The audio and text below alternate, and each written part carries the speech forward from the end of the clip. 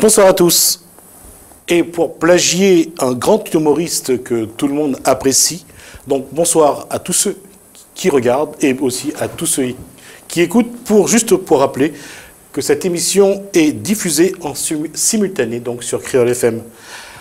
Ce soir, dans Infopolitique, une question: quelle est la place de la microéconomie dans le développement économique de La Réunion? À travers l'événement FEMA, organisé les 4, 5 et 6 décembre prochains à la Halle des manifestations au port, nous allons voir comment les auto-entrepreneurs, les artisans et les TPE créent de l'activité et également de l'emploi. Et ce, malgré un contexte économique et un environnement socio-économique de plus en plus hostile. Pour ce faire, nous recevons d'abord honneur aux dames Élodie Carré, artisan et responsable de la communication à l'association Art et Tradition. Également Jean-Luc Robert, producteur d'instruments de musique. Patrick Essob, porte-parole de syndicat d'artisans et de producteurs locaux.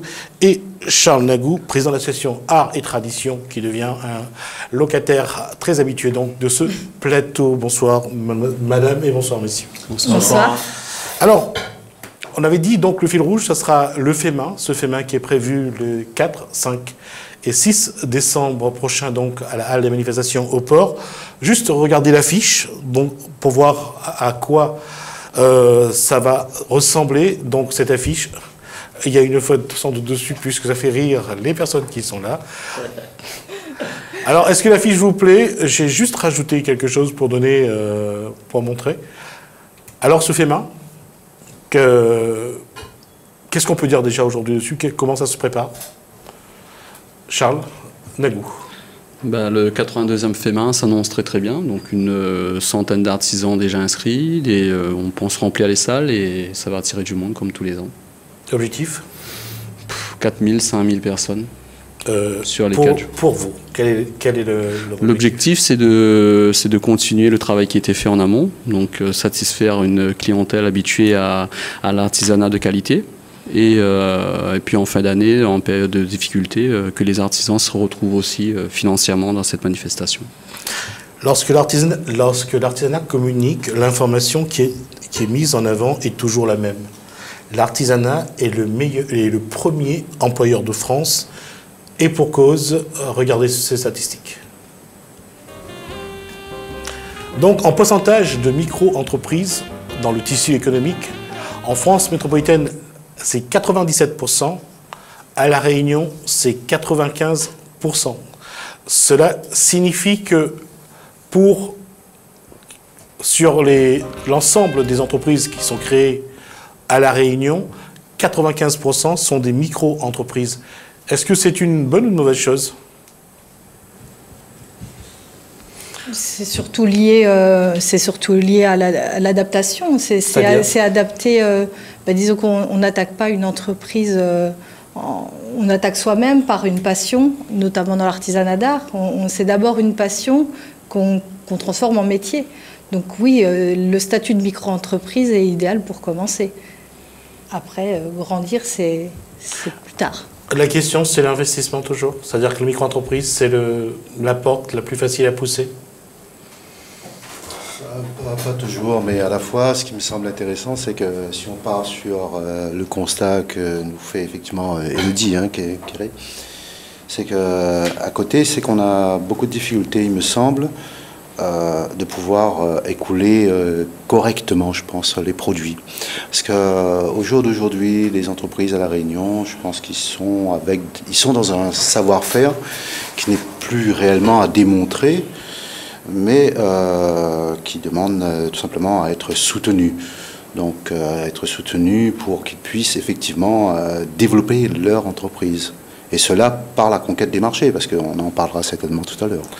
Lorsqu'on parle d'artisanat, on parle de ferblantier, ça doit faire un peu sourire, cordonnier, horloger, relieur. Ces métiers n'ont pas encore disparu de notre île.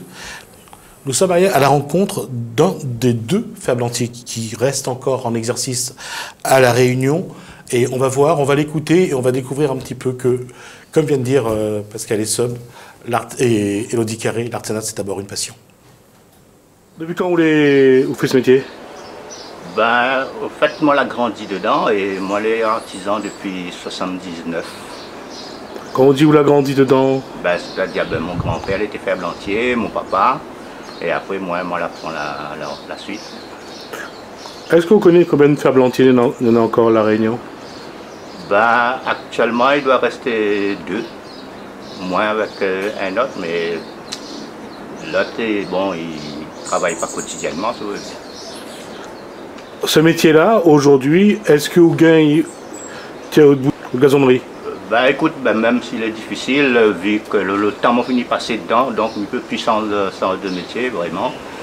Des fois ça va, mais des fois on a des hauts, on a des bas. À qui vous vendez de bons produits? Ben, mon produit, c'est beaucoup de particuliers, des entreprises aussi, des fois, et des touristes. Alors, quoi vous faites comme produit exactement? Ben, mon produit tient toujours un peu c'est des objets anciennes, tels que des grecs à café, des arrosoirs, des entonnoirs. Bon, maintenant, nous faisons un petit peu plus moderne, donc des supports pour anti-moustiques, des abat-jours, des appliques. Et où y aime dans ce métier? Ben, écoute, moi, depuis tant petit, j'aime d'ailleurs tous les jours, week-end par week-end, je lève, je commence tous la tôle. Donc, j'aime la matière, j'aime réaliser des objets, bon, des fois que de mon demande à moi, je n'ai jamais fait, mais je réalise pour eux autres et puis je suis satisfait. Dernièrement, ben, je fait des armures pour une pièce de théâtre. Et la belle œuvre que vous avez vue au milieu de la cour, c'est un arbre de Noël en tôle qui a été fabriqué. La tôle a commencé à se décoller. Donc la personne est venue le ramener pour que le monsieur ressoude donc. Donc ce monsieur aura pour Noël donc son arbre en fer-blanc, ce qui est quand même assez fantastique. Et si vous souhaitez rencontrer ce ferblantier, il est du côté de Saint-Leu, chemin la Croix, au numéro 31, chemin la Croix. Donc, vous l'avez vu, c'est la passion qui emmène ça, c'est de père en fils. Jean-Luc Robert, la passion, c'est venu de faire des instruments de musique, c'est devenu de père en fils? Moi, au niveau de mon activité, en fin de compte, au début, il était un besoin.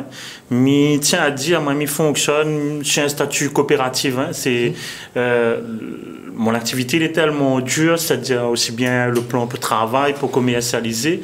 Il est difficile pour moi d'aller faire le choix de prendre un statut que sur coopératif. C'est-à-dire, moi, je travaille un peu sur le support associatif. À un certain moment donné, et puis on sort à moi. Je suis parti vers coopérative pour pouvoir justement commercialiser, travailler mon produit. Après, bonne manifestation comme le FEMA, il permet à moi mettre mon produit, c'est-à-dire au contact du monde. Comme ça, tu vois, comme ça que tout le travail nous fait à côté. Mais ça, comme a dit tout à l'heure Alain Hippolyte, c'est une passion. C'est devenu une passion, c'est une passion. Mon travail est une passion. Si je veux dire aussi à maman, il veut venir riche. Franchement, ça, avec ça, il faut les garder bien, que ça va faire. Parce que ça, tu es là, les instruments-là, il faut travailler tous les jours. Au compte pour dire, il faut travailler, c'est tout. Vous pouvez passer une semaine, un mois, vous ne vendez pas rien. Et après, la chance peut arriver, vous pouvez gagner un bon monnaie. Même dire comment, il ne faut pas dire qu'on gagne aussi, ou ça dépend d'ici tout de suite. Parce que, faut, comme dit Kral, il faut ramasser la pluie pour le beau temps. Donc voilà. D'accord. Le ferblantier parlait de père en fils, c'est-à-dire son grand-père était ferblantier, son père était ferblantier, lui il est devenu ferblantier. Pour Emmanuel Tamaya, son père était bijoutier, fabricant de bijoux, lui il veut devenir fabricant de bijoux.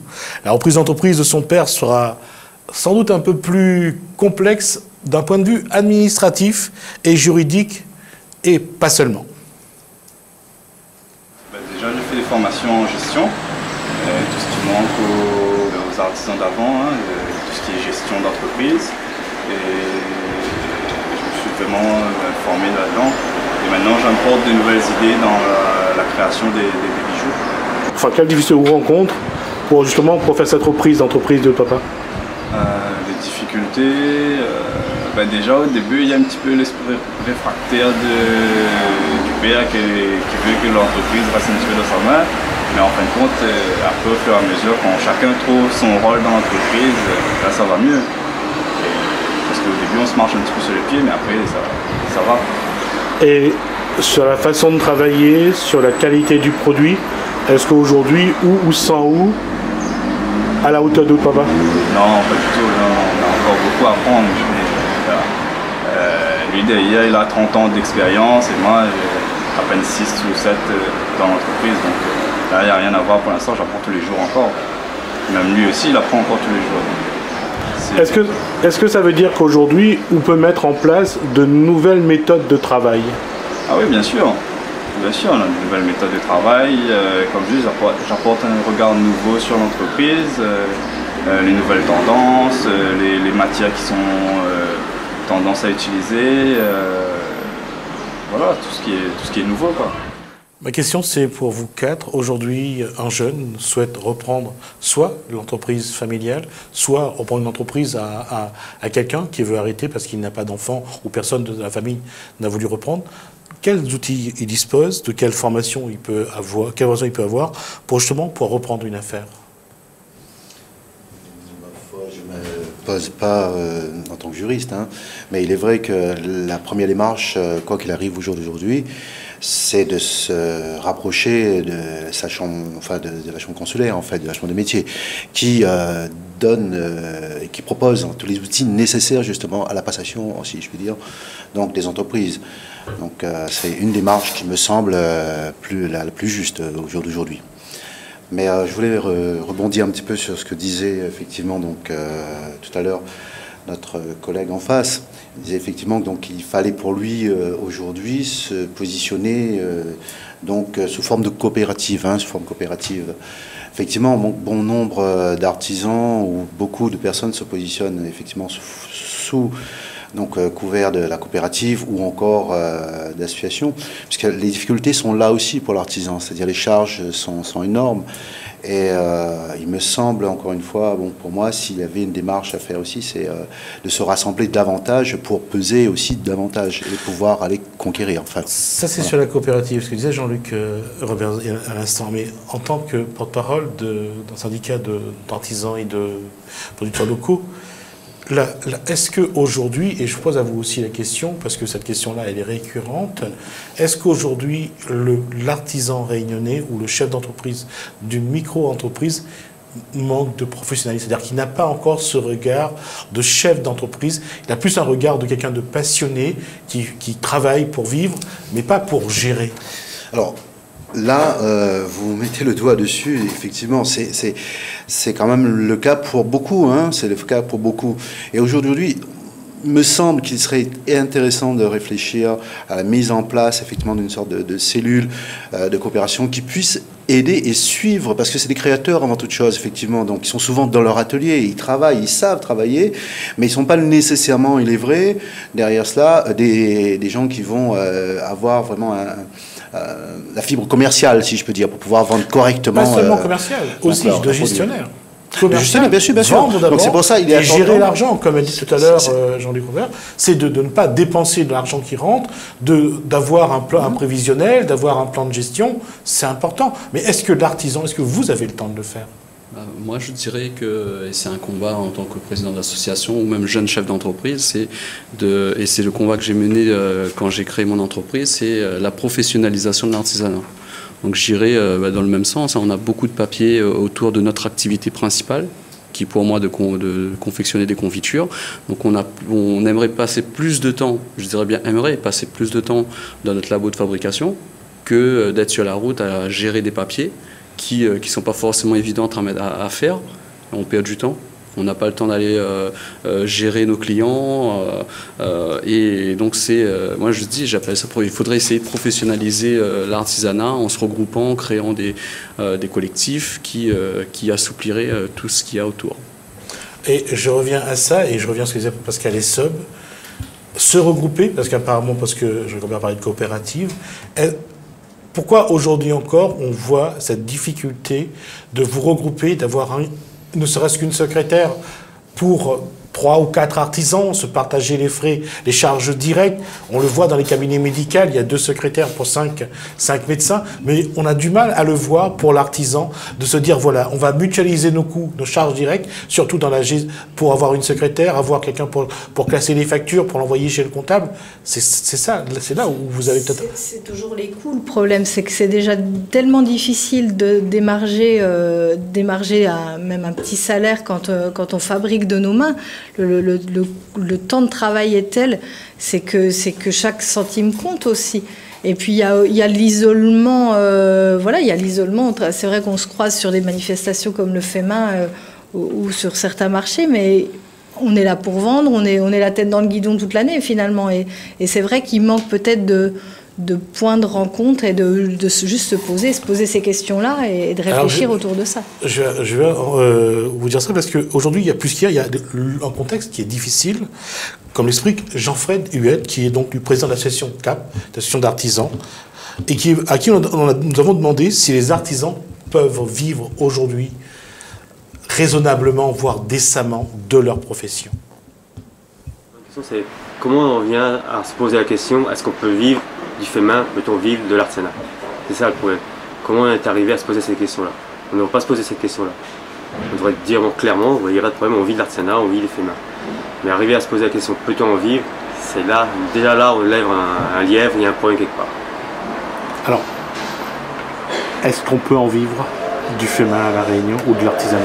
On essaye, on se bat pour ça, à tous les niveaux, auprès des politiques, auprès du public, auprès des gens, parce que déjà sensibiliser les gens, le coût d'un produit fait pays, c'est normal, ça tient compte du système économique du pays même. On n'est pas dans une condition de travail comme à Madagascar, en Malaisie, tout ça. Donc il s'agit de justifier le prix par rapport au coût de la vie et par rapport à l'identité aussi, du travail personnel. Quels sont les obstacles pour permettre un meilleur développement du fait main à La Réunion? Quels sont les obstacles? Là, actuellement, c'est le contexte économique qui ne joue pas du tout à la faveur de l'artisanat d'art. Déjà, le fait que l'artisanat d'art, c'est un plus, c'est pas une nécessité. On n'a pas besoin de l'artisanat d'art pour vivre, on a besoin du riz, on a besoin de manger, voilà, mais c'est un luxe, entre guillemets, donc quel soit le niveau, hein, mais c'est un loisir, c'est un plus. Donc c'est déjà ça dans une situation où les gens regardent leur porte-monnaie parce qu'ils ne savent pas comment ça se passe aujourd'hui, comment ça va se passer demain. Alors, pour revenir à ça, je vous repose la question. Aujourd'hui, vivre de son métier et de sa passion, pour vous, comment vous vivez ça? Moi, je te répondrai, je dirais, la passion nous fait vivre. Et de cette passion, à La Réunion, on a une terre de terroir. On a de l'or dans nos mains. Et comme on dit tout le monde autour de la table, si on arrive à travailler ensemble, à se regrouper, à être solidaires, l'état d'esprit rayonné, on peut vivre de cet artisanat-là. Oui. Mais il faut commencer à regarder ce qui est. On a l'artisanat, le premier métier, le premier employeur de France. On a tout pour faire développer l'artisanat à La Réunion. On a juste besoin de se structurer différemment. Et on pourrait prétendre à vivre de cet artisanat. Ça me fait toujours rire quand je pense à ça. Quand j'ai annoncé à mes parents que je voulais faire de la confiture, on m'a dit ouais, « Tu veux vivre de la confiture ?» On peut vivre de la confiture. On peut vivre des bijoux, on peut vivre des instruments, on peut vivre de tout cet artisanat-là à condition d'être structuré différemment. Et de le faire professionnellement.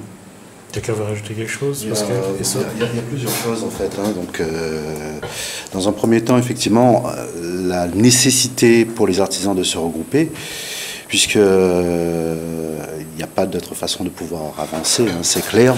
Nous sommes sur la mutualisation des coûts, gérés, voilà, tout à fait. Géré, hein. Donc, c'est vrai que là, on va arriver automatiquement, par exemple, à parler un petit peu de ce qui s'est passé ou de ce qui se passe actuellement, donc par rapport au premier magasin, si je puis dire, qui sera mis en place à l'aéroport. Hein. donc, de Gillot, où effectivement il y a une mutualisation des moyens qui sera mise en place avec une participation donc, des artisans pour ce magasin. Alors à savoir, là il a fallu aussi se battre, hein, si je puis dire, pour pouvoir prétendre avoir un espace déjà sur l'aéroport pour pouvoir justement bénéficier du flux touristique qui effectivement est quand même assez important. Donc la première chose qu'il fallait mettre en place, c'est la visibilité déjà au niveau des artisans. Parce que notre souci, c'est qu'effectivement, il y en a plein d'artisans à La Réunion, mais on a ce souci-là en termes de visibilité. Sachant que le touriste, souvent, nous dit, ben oui, mais on aimerait bien acheter de l'artisanat de La Réunion, mais vous êtes où? Alors, on va y aller, on va y arriver. De toute façon, je m'attendais à ça. Alors, le problème se pose à savoir qu'est-ce qu'il faut mettre dans cette boutique. Le désaccord vient sur le fait que tout ce qui est dans la boutique n'est pas produit localement. Et là-dessus, les avis sont divergents. Alors, c'est vrai, à La Réunion, il y a aussi un phénomène. C'est l'importation de l'artisanat de l'océan Indien, principalement de Madagascar. C'est un phénomène qui est à Cuba. Et comme le dit par ailleurs Nicole Payette, qui est lui est écailliste, laqueur, depuis 28 ans. Des objets qui viennent de l'extérieur. On ne peut pas combattre des main-d'œuvre qui sont très bon marché, on va dire ça de cette façon. Donc on subit effectivement cette masse d'objets qui arrivent de l'extérieur. Comment lutter? La qualité. On ne peut pas faire de la quantité ici à La Réunion, mais par contre on peut faire de la qualité. Et là, pour faire de la qualité, on a besoin du soutien des collectivités qui nous permettent de pouvoir justement créer cette qualité-là et pouvoir le diffuser, quel que soit sur l'île ou à l'extérieur de l'île. Alors, ça va être une question peut-être qui va faire sourire. Est-ce qu'il faut mettre un octroi de mer sur l'artisanat qui n'est pas de La Réunion pour protéger l'artisanat local? alors, à ce jour, donc s'il fallait revenir sur l'octroi de mer, ça c'est une question où il va falloir avoir les données suffisantes pour pouvoir se dire et se prononcer.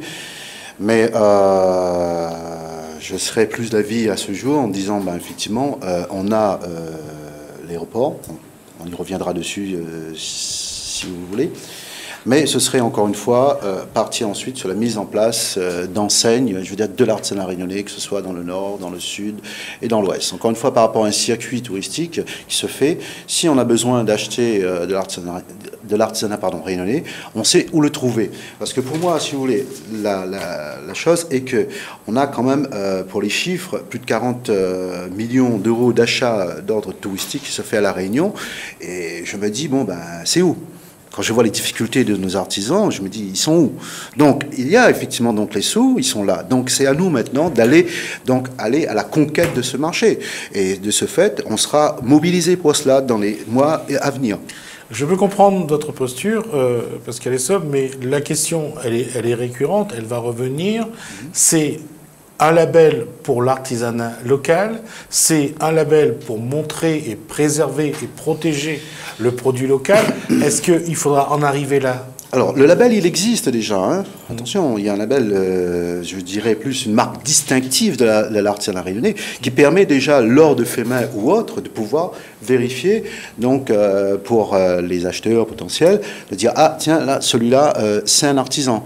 Déjà, ça, c'est déjà une démarche pour pouvoir, effectivement, arriver à savoir qui fait quoi. Donc, on va savoir au jour d'aujourd'hui qu'à travers ce label qui sera véhiculé, sur les produits de ces artisans, que c'est bien des gens qui sont inscrits à la Chambre des métiers. Donc, ça commence par ça. Et Nicole a balancé la tête en disant oui à cette question. Oui, effectivement, il y a la Chambre des métiers a mis en place cette marque distinctive, Made by Réunion. Voilà, les artisans ont été mobilisés, on a posé des dossiers pour... Artisanat, oui, ça a changé de nom, effectivement. Ça a changé de nom, effectivement. Donc voilà, il y a tout un kit de communication qui a été fait par la Chambre de métiers autour de ça, pour qu'on puisse étiqueter nos produits, pour que que ce soit les touristes ou les gens qui repartent avec nos créations, voilà, que ce soit étiqueté et que les choses soient claires et qu'on se différencie de l'artisanat d'import, qui soit indonésien ou malgache, effectivement. D'accord. Vous avez cette concurrence-là face à vous sur vos produits que vous faites, les instruments de musique? Non, à vrai dire, en fin de compte, moi, par exemple, pour mon cas, Et c'est déjà comme il dit, pour moi, dans la fabrication, c'est un fait les gaillards. Avant tout, dedans, dans le partage. Après, où ça va le côté, mi vient professionnel, c'est mi travail, c'est de m'obliger à améliorer la qualité de mon produit. Quand, par exemple, mi ça va de chez un salon féminin, il permet à moi déjà garder tout le travail fait par les autres artisans, que ce soit dans la chambre de métier ou autre. Et là, mi gars, il fait bonnes jolies affaires. Donc, au fur et à mesure, mi veut améliorer la qualité de mon travail.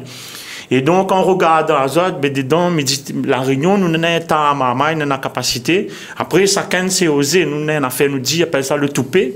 Le toupé, on a allié un petit peu. Et donc, comme dessus bonne femelle, il rencontre des gens, ils habitent la réunion, peut-être dans la zone océan Indien aussi. Il faut nous tout y travailler. Mais, je veux dire comme ça, après nous les confronter, bon, la réunion, là, un petit pays, et si on a 800 000 personnes, chacun y travaille à un moment donné, nous rappelle la place pour vendre pour nous tous. C'est-à-dire que moi, aujourd'hui, j'arrive à donner un impasse dans mon travail. On va y revenir justement après sur ce passage-là, ce que vous allez faire. On va parler d'exportation un peu plus tard pour pouvoir vous continuer votre métier. On va rester sur la qualité. Sur la qualité, c'est ce que donc a dit tout à l'heure Nicole Payette, faire de la qualité. Mais la qualité passe aussi par un artisanat qui se renouvelle, qui innove et qui n'hésite pas à investir dans des nouvelles technologies. En tout cas, Emmanuel Tamaya est déjà dans cette démarche. C'est important de dire qu'aujourd'hui, l'artisanat se renouvelle, l'artisanat innove et que l'artisanat travaille avec les technologies de pointe. Oui, bien sûr. Et nous, artisans, on est toujours demandeurs de technologie de pointe, justement, parce que ça nous aide. On a un métier vraiment, je dirais pas pénible, mais qui demande beaucoup de patience, beaucoup de minutie. Et ces nouvelles technologies nous apportent beaucoup dans ces domaines-là. Est-ce que malgré l'utilisation de nouvelles technologies, est-ce que ça reste du fait main? Ah oui, bien sûr. Ça reste toujours du fait main. Il y a toujours des parties qui sont faites à la main et qui ne pourront pas être faites à la machine. De par soit la complexité ou bien le côté vraiment demande personnalisée du client. Et ces machines-là ne peuvent pas répondre à ces demandes-là. Alors, on parlait de professionnaliser les artisans. La machine, enfin l'innovation, la nouvelle technologie, l'investissement, c'est nécessaire aujourd'hui. Il faut vraiment faire de la qualité. Ça apporte vraiment de la qualité. Ça peut aussi apporter de la productivité, parce que ce qui coûte cher dans l'artisanat, c'est le temps qu'on y passe. Donc sans industrialiser, bien évidemment, on reste sur du fait main. Je pense que les nouvelles technologies peuvent aussi permettre de gagner un peu de temps pour gagner en productivité et rendre les objets, tout en restant dans des choses de qualité, peut-être un peu plus abordables pour s'adapter au marché qui demande quand même. Parce que si les artisans malgaches, l'artisanat malgache fonctionne, c'est aussi par rapport à un prix. Les gens ont un budget.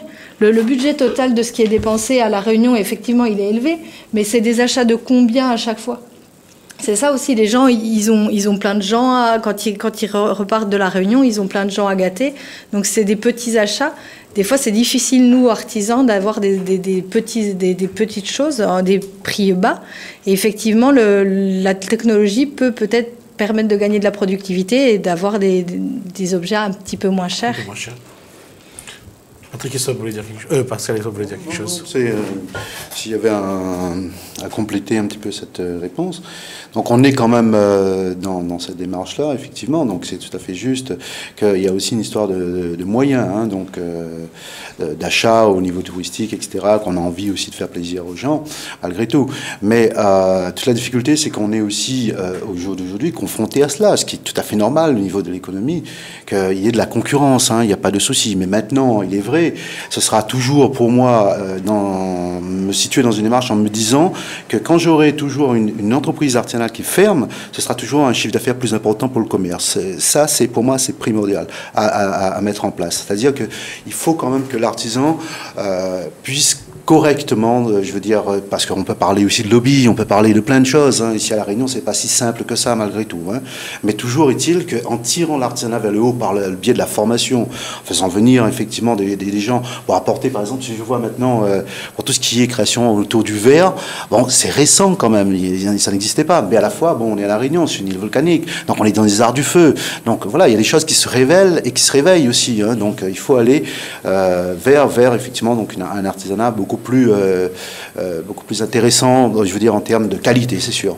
Et il y a une chose aussi, c'est que l'artisanat, et on parlait d'industrialisation tout à l'heure, l'artisanat c'est une personne pour travailler pour produire soit des instruments de musique, soit de la confiture ou des bijoux. Est-ce que c'est possible justement en termes d'investissement, en fonction de ce qu'on doit faire? L'investissement est différent, c'est très hétérogène, allant d'une activité à l'autre. Alors comment faire? Comment faire ensemble, faire vivre ensemble des gens qui sont peut-être passionnés pour leur métier, mais qui n'ont pas les mêmes exigences par rapport à leur métier? Enfin, je ne veux pas monopoliser la parole. Hein, non, je vous pose la question. C'est aussi ça. Quand on dit il faut qu'ils se regroupent. Voilà, tout à fait, on est en plein dedans. Quand on parle de se regrouper, aujourd'hui, l'idéal, c'est de se dire voilà, qu'on a une centrale d'achat claire et nette pour l'ensemble des artisans. À partir de là, ça nous emmène à quoi? C'est qu'on dispose effectivement d'un stock suffisant de produits qui peut être à la demande des communes. Parce qu'elle peut être à la demande... faire une centrale d'achat, par exemple, si vous avez des personnes qui veulent faire qui ont besoin de fruits pour la confiture ou pour de la gelée, mais faire une centrale d'achat avec quelqu'un qui fait des bijoux en verre... Non, mais tout à fait. Là, on a un référencement complet de l'artisanat et de ce qui produit à La Réunion. Ce qui nous amène à ce moment-là. Moi, demain, je suis sur mon site internet. Je tape artisanat de La Réunion, producteurs locaux ou quoi que ce soit. J'ai tous les produits. Voilà, j'ai besoin de 3 pots de confiture. Tiens, j'aimerais avoir tant de bijoux. Tiens, moi, j'ai un cadeau à faire pour les chefs d'entreprise. Je veux dire, il y a une organisation, effectivement, qui doit être faite de toute façon pour que ça puisse fonctionner demain. Et là, il y aura la création d'emplois parce que je ne serai pas seulement dans mon atelier tout seul là-bas. Et je me dis, bah ouais, ce monsieur-là, il m'a demandé 15... mais je ne peux pas produire, donc il va falloir embaucher. Donc, il y a une démarche derrière tout ça. Allez-y. La mutualisation, elle peut se faire aussi sur d'autres choses. C'est qu'on est vraiment multicasquette quand on est artisan. Il y a ce qu'on produit, effectivement, mais il y a après tout ce qui est gestion, compta, communication.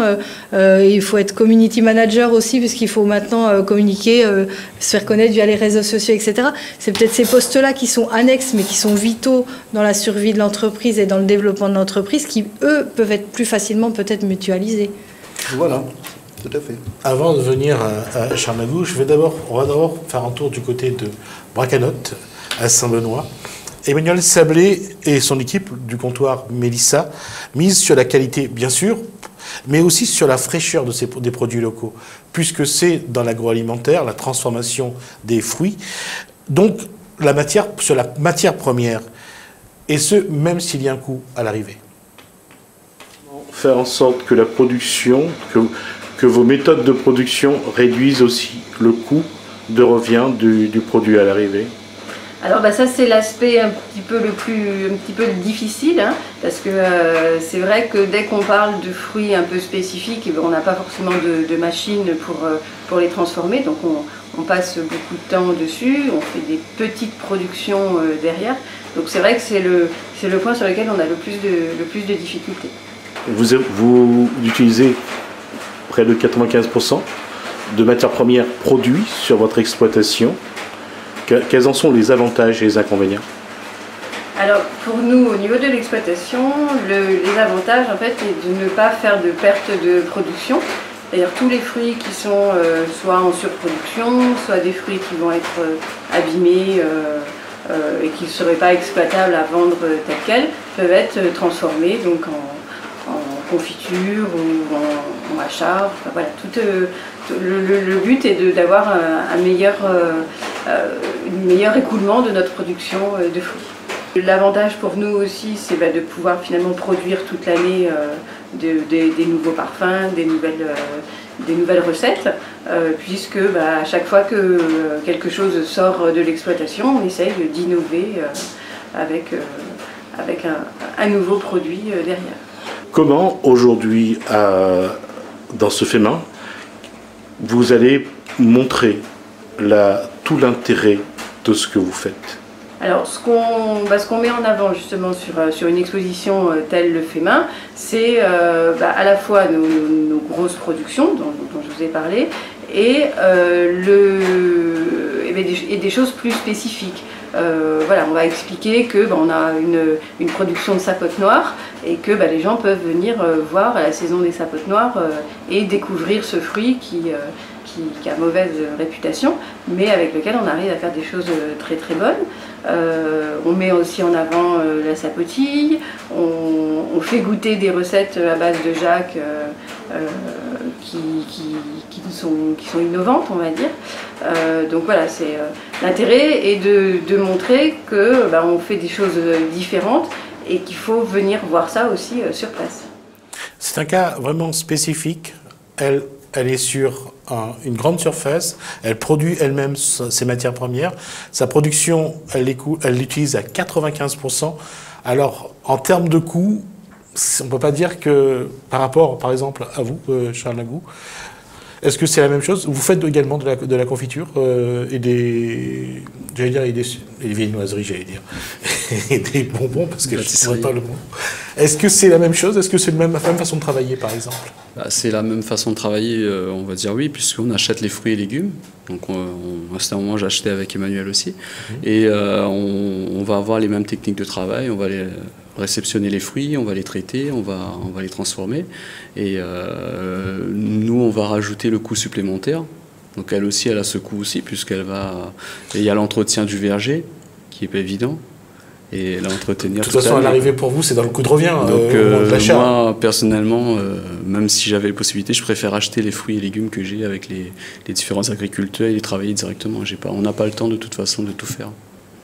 En tout cas, le pari d'utiliser cette production-là, et pour avoir vu la magnifique exploitation et magnifique verger du comptoir Mélissa, c'est vrai que c'est un cas assez à part parce que c'est une production sur place, c'est une transformation sur place et c'est aussi miser sur la qualité, parce que c'est ça surtout, la qualité du produit. De toute façon, l'artisanat à La Réunion, il y a cette spécificité, on a des produits de qualité. Que je parle de produits agroalimentaires ou que produits de l'artisanat d'art ou contemporain, on met toujours en avant la démarche qualité. Je prends le cas de mes produits ou d'autres produits qui partent en métropole pour des concours ou autres, on est récompensé aujourd'hui. Donc c'est un gage de qualité. Après, les touristes locaux sont les premiers à le dire.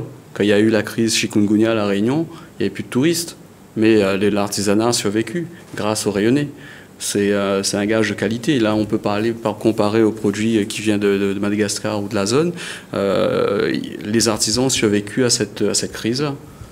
Oui. Et je pense qu'il y a quelque chose qui joue en notre faveur aussi actuellement, c'est qu'on parle de plus en plus de consommer local, de limiter les transports, et je pense qu'il y a une sensibilisation du public à consommer local, et je pense que là on a notre carte à jouer, nous aussi en tant qu'artisans, pour faire valoir aussi le fait que voilà, ça traverse pas les océans, ça fait vivre des gens à côté de chez eux, et puis que ça a un impact écologique du coup limité, c'est dans l'air du temps, et je pense que c'est quelque chose qu'on peut mettre en avant aussi. On peut rajouter à ça l'importance des associations, syndicats, associations dans ce développement-là, puisqu'on nous appelle aujourd'hui pour créer des événements autour de l'artisanat, inclure l'artisanat local dans les événements, des différents événements de l'île, et le fait main, 42 ans d'existence.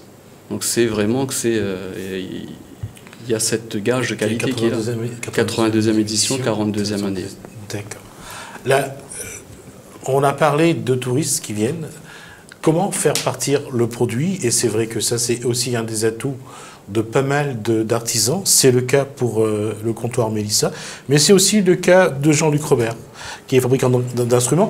Avant je souhaitais lui poser la question à l'extérieur et dans son local à Saint-Leu pour qu'il parle d'exportation d'instruments de musique. Donc là aussi, il abat sa carte et il nous explique pourquoi et comment il aura ici. La Réunion reste quand même un petit pays, mais il n'est pas le seul fabricant. Et à un moment donné, va arriver le marché, ça a saturé, et il commence un petit peu l'export. Et depuis un an et demi, il commence à exporter un peu mon produit ailleurs qu'à La Réunion. Alors quand on parle d'export, pour vous c'est quoi? C'est-à-dire que mon produit voyage, ça va vers le bon musicien, il connaît moins, par exemple en France et dans d'autres pays, en Belgique aussi. Et puis, maman, je suis un petit peu dans la zone océan Indien, par exemple, je suis en Grèce, ou bien je suis en Afrique du Sud. C'est des musiciens qu'il connaît, et puis maintenant, on voit mon produit là-bas. C'est tout un autre organisation, tout un autre travail, parce qu'on a l'acheminement, tout ça là, c'est un autre travail. Comment on fait connaître à l'extérieur? En fin de compte,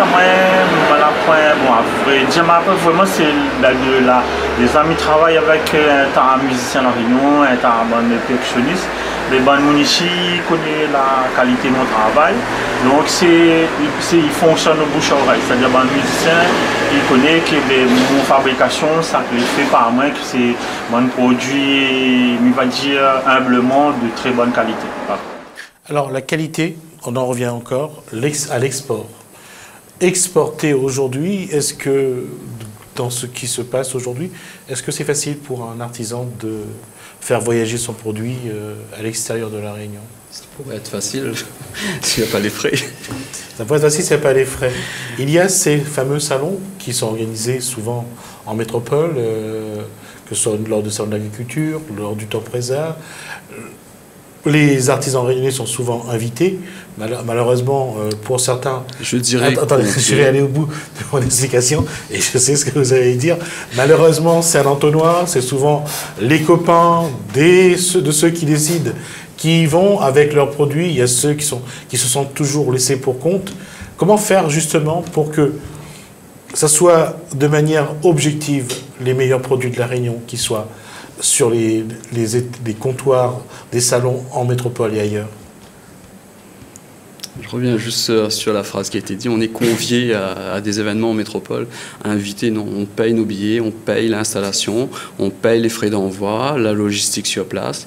Et le stand également? Le stand aussi. Un stand, ça coûte combien sur un salon? Petit salon de 4 jours, 1700, 1800 euros, le plus petit stand. Et sur un salon de gastronomie, 6000 euros. Salon d'agriculture, 6000 euros environ. Sur combien de jours? Sur 10 jours. Sur 10 jours. Avec les frais d'envoi, avec tout ce qui va avec. Pour partir au salon de l'agriculture, par exemple, il faut payer combien? Autour de 10 000 euros? Ouais, environ 11 000 euros pour... Et avec ces 10 jours de salon, vous avez l'occasion ne serait-ce que de faire un chiffre d'affaires qui paye au moins ce... On rentabilise forcément, on va rentabiliser le stand. On est obligé de partir, moi de mon activité, je suis obligé de partir pour avoir cette notoriété ici, d'avoir des médailles, d'être vu à la télé, de vivre cette expérience, c'est forcément un bon point d'impact. Mais après, voilà, on n'a pas tout le monde forcément les moyens d'aller. Moi, je suis allé, on a investi, on a misé dessus. Heureusement qu'on a gagné une médaille. On aurait pu partir sans cette année. Cette année, ouais. La médaille de bronze sur une confiture. Pour votre mangue miel. Mais juste pour répondre à la question, si on veut aller en métropole et ramener les produits de La Réunion, c'est se mutualiser. Il y a moyen de mutualiser les produits de l'artisanat. L'artisanat de La Réunion représenté sur tous les salons de métropole.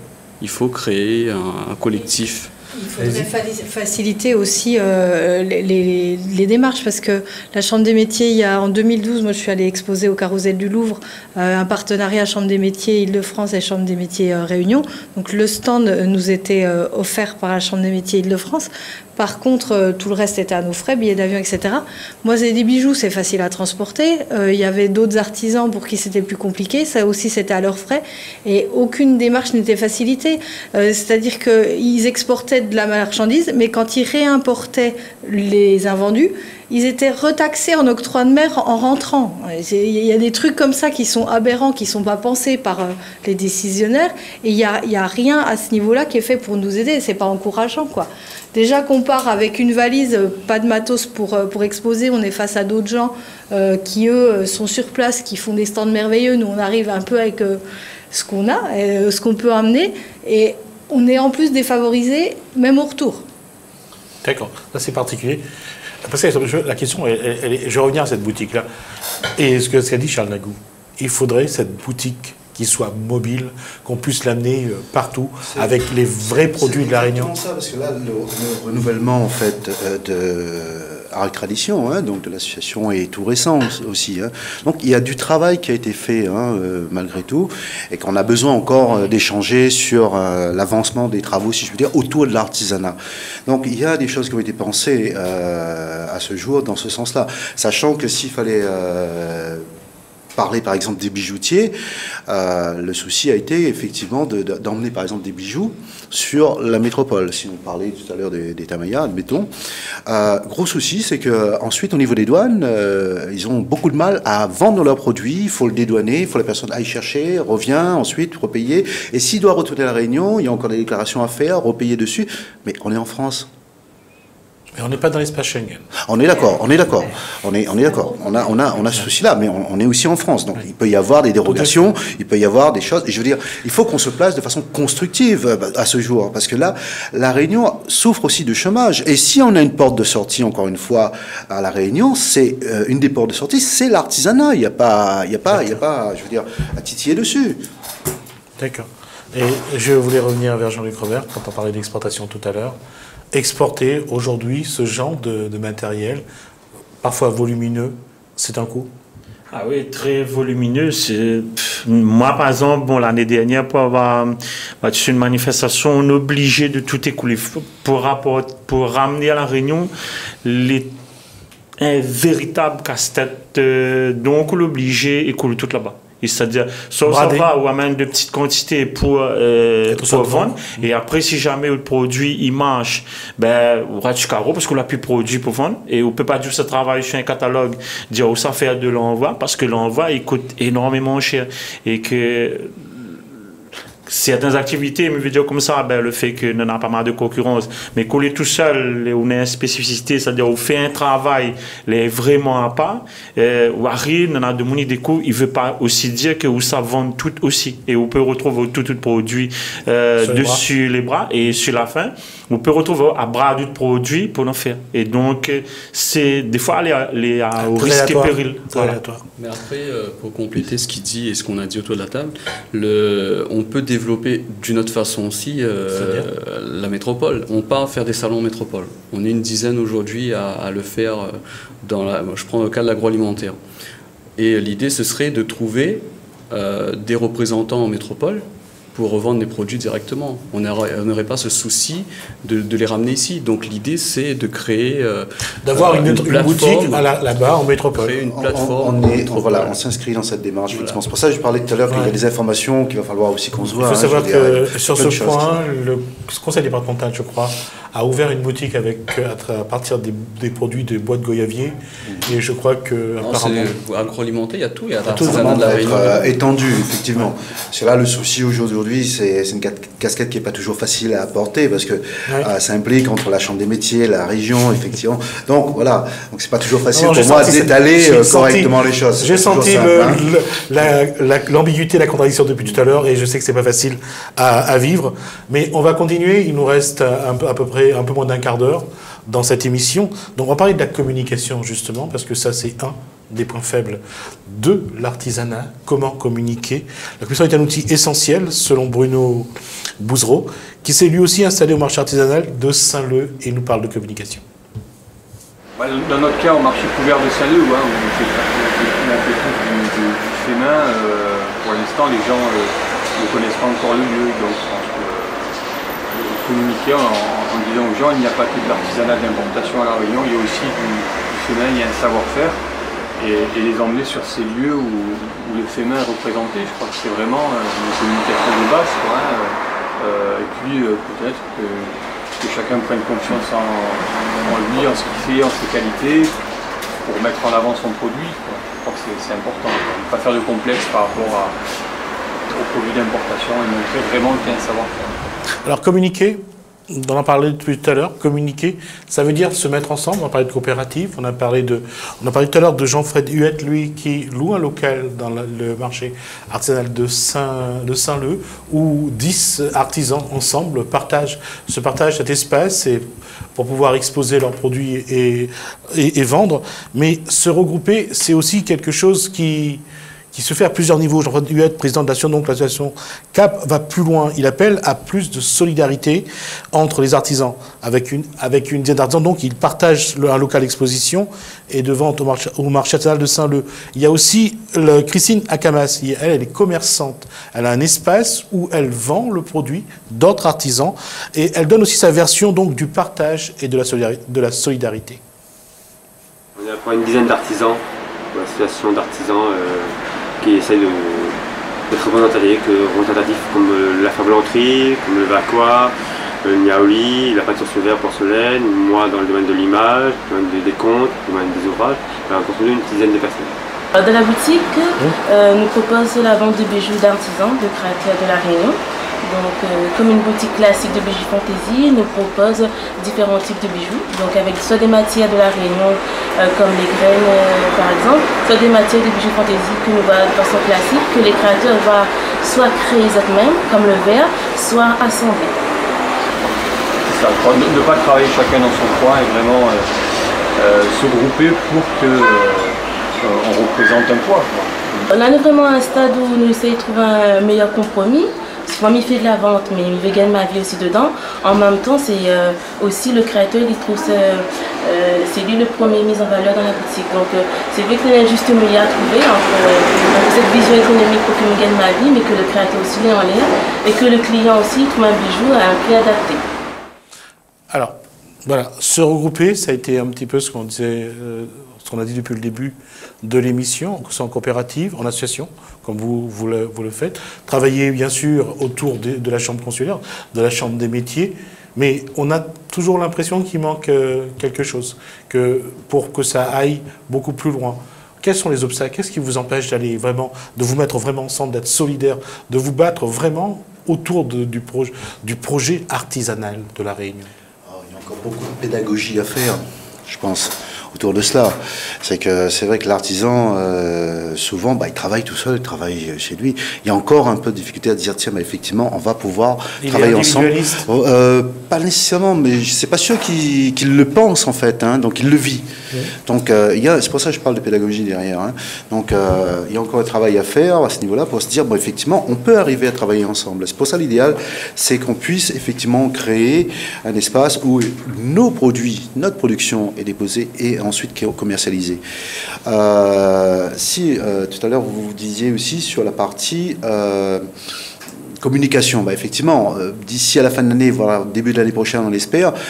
Je m'avance un peu, mais je suis obligé pour pouvoir répondre aussi et vous donner un peu d'éléments, parce que on est actuellement en train de pousser pour qu'il y ait ce qu'on appelle la route des artisans. Tout comme il y avait le chemin des artisans, si je puis dire, donc dans le sud. Là, on est en train d'essayer de travailler pour qu'il y ait la route des artisans, que les artisans soient répertoriés sur une carte, donc à la Réunion de façon claire, qu'ils soient distribués effectivement, donc au niveau donc des touristes quand ils arrivent, pour qu'ils puissent se dire quand ils vont se balader, ah, je veux découvrir tel ou tel atelier. Donc ce travail et aussi, là, c'est la visibilité. Bien sûr, bien sûr. Donc ce travail-là aussi est en train de se faire. Bon, c'est vrai, encore une fois, on se situe dans une situation au jour d'aujourd'hui à travers cette émission pas toujours simple parce que on a les élections qui sont là, effectivement, donc on ne peut pas non plus arriver à donner plus d'éléments à des moments donnés. Alors, je reviens à ça. On a donc se regrouper. Aujourd'hui, il y a un contexte économique. On voit, il y a des actions. Il faut rester réaliste, honnête et réaliste dans ce qu'on dit. Il y a des actions, il y a des choses qui se font. L'artisanat réunionnais a de la valeur, avance. Mais c'est vrai qu'on a l'impression que cet artisanat peut aller plus loin. Et on essaye de comprendre pourquoi. Ça ne marche pas aussi vite qu'on en voudrait. Ce qui n'est pas évident, c'est qu'il faut aussi quelqu'un qui prennent le temps de s'en occuper. Et, en tant qu'artisan, on a nos activités à faire tourner et trouver quelqu'un qui prenne le temps. Par l'association, on essaye un peu de le faire, mais c'est vrai que voilà, tout ça, ça demande du temps et il faut quelqu'un qui soit capable de dégager ce temps pour mettre en place ces outils-là. Ce que tu dis, c'est on voit aujourd'hui il y a une difficulté de faire valoir aussi l'artisanat de La Réunion, ça passe par les journalistes. Donc là, on est invité sur des émissions, on a une visibilité, mais la presse écrite ne joue pas forcément le jeu, les chaînes ne jouent pas forcément le jeu, ils sont attirés par les informations de la route. Voilà, donc l'artisanat n'est pas valorisé au quotidien par les médias, et ça, il faut le dire. On a du mal à trouver une place, sauf si on paye, une page publicitaire, une banderole, on va aller dans cette démarche, mais on ne met pas en avant ce qui fait vivre vraiment les Rayonnais, une partie des Rayonnais ici. Et ça, c'est dommage aussi. D'accord. Alors, par exemple, pour les instruments de musique, avec qui vous pouvez travailler, ça peut vous aider? Ben moi, comme il dit, à chaque fois, mon activité est toujours délicate. Mais me dire, même si quelqu'un m'ose, me tape à tous les potes, me veut dire comme ça, tout ce que les médias, la Réunion, m'a pas peur aller taper, bon voilà, pour donner un coup de main. Pour moi, personnellement, il prend mon cas, il joue le jeu. D'ailleurs, il remercie toute son site personne. Mais il veut dire que on a le côté, c'est tout, c'est aller oser quand il déchire la porte, dire, ben, mais là, il existe, faire une affaire pour moi, ou dire comment, au moins, ou se battre, pour dire que, on valorise, on montre le travail, que nous avons, il y a aucun fait, que nous avons de monde la réunion, nous avons talent des autres mains, et les pareils, moi, ici, ben, mes vidéos comme ça, je ne regarde pas mon dimanche, je ne regarde pas mon samedi, je ne regarde pas mon lundi, je travaille tous les jours, congé, tout ça là, je ne connais pas de ça. Et nous l'obliger à aller tout le temps devant le média, tout le temps qu'on est la porte, tout le temps, c'est tout le temps, sans jamais arrêter. Et il y en a qui le font même quand ils sont en retraite. Et là, je vais parler d'une dame. Elle s'appelle Marie-Paul Fonchin. Elle participera, elle aussi, au FEMA les 4, 5 et 6 décembre prochains. Donc, à la halle des manifestations, donc, à ce FEMA, donc. Et elle veut apporter sa caution, elle veut se battre pour le patrimoine rayonnais, pour sa culture. Elle veut mettre en avant tout ce qu'elle défend, ce en quoi elle croit, ses valeurs aussi. Et elle, en retraite, elle a choisi de faire quelque chose qu'il aime bien. Elle a trouvé sa lumière dans les lampes à partir de calebasses qui ne se mangent pas. Et ça part de solidarité, c'est de mettre en avant donc le patrimoine et la culture réunionnaise. C'est aussi sa façon à elle de vivre sa retraite. Quand on est à la retraite, qu'est-ce qu'on cherche? À gagner un petit peu de sous ou à avoir une occupation? Je pense qu'on cherche d'abord à avoir une occupation. Et bon, j'en ai trouvé une qui est très plaisante et je m'éclate. Qu'est-ce que vous essayez d'apporter, vous, avec votre savoir et votre savoir-faire? Qu'est-ce que vous essayez d'apporter à l'artisanat? En fait, je me suis aperçu que la calebasse, ici à La Réunion, était en voie de disparition. Et donc, j'avais pensé aussi que c'était le moyen de valoriser ce fruit, entre guillemets, qui disparaissait petit à petit des jardins ou même des espaces publics. Et je me suis dit, c'était peut-être l'occasion de le valoriser. Alors, comment vous le valorisez, justement, là? Je le valorise à travers les objets que je travaille. Ça peut être, comme vous voyez, c'est assez diversifié. Ça peut être des tableaux, des coupes, des masques, des lampes. Enfin, on peut faire vraiment beaucoup de choses avec la calebasse. Le label réunionnais, c'est justement de trouver à travers de ce que je fais, on va dire la culture réunionnaise, le métissage réunionnais, dont je suis donc un exemple. C'est pour ça que vous pouvez trouver des modèles différents, autant Ganesh que la Vierge, que les symboles chinois, que tout ce qui fait partie ici des emblèmes réunionnais, à savoir le paille en queue, le lambrequin, l'hibiscus, le volcan, le coupeur de canne, le maloya. Tout ce qui touche à la culture réunionnaise, je pense qu'il y a besoin d'être davantage mis en avant. Mettre en avant la culture réunionnaise, c'est ce que veut l'artisanat, c'est ce que vient de dire Marie-Paul Fonchin. Il nous reste 2 minutes et je ne sais pas comment on va conclure chacun en 30 secondes. L'artisanat, le FEMA, c'est le 4, le 5 et le 6 décembre prochain. Quel va être le principal objectif pour vous?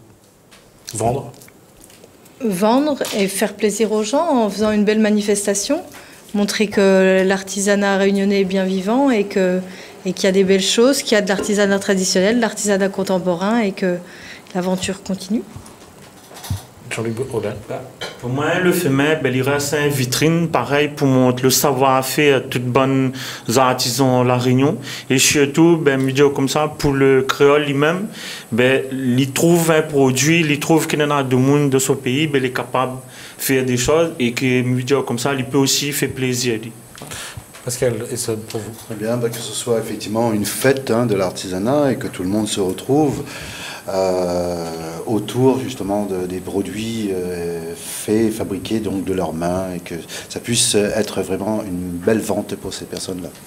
On parlera de la gastronomie dans l'émission de La Réunion Léla la semaine prochaine. Jean Lagou, ce FEMA, c'est perpétuer la tradition ou essayer de trouver une porte de sortie aussi pour la complexité de notre contexte socio-économique. Ouais, c'est exactement ça, c'est continuer le travail qui a été fait depuis 42 ans et arriver à encourager des nouveaux créateurs, jeunes ou moins jeunes. Et donc on les invite à venir le 4, 5, 6 décembre à la Halle du Port, et il y aura à cette occasion-là un petit réchauffé vendredi matin. Donc il faut garder un peu la tradition. D'accord. En tout cas, je vous remercie. Donc, je rappelle donc qu'il y avait Charles Lagou, donc président.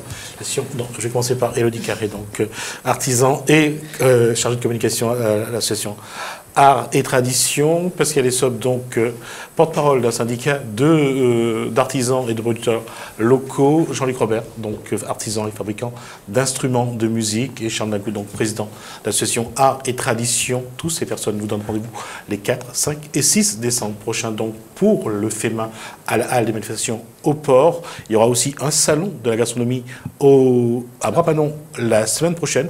On aura l'occasion d'en reparler dans La Réunion Léla. En tout cas, merci à vous de nous avoir suivis. Merci aux téléspectateurs de Télécréole et aux auditeurs de Créole FM. Merci pour votre fidélité. Merci à la régie. Continuez votre soirée sur nos chaînes. Passez une bonne soirée. Portez-vous bien. Bonsoir chez vous.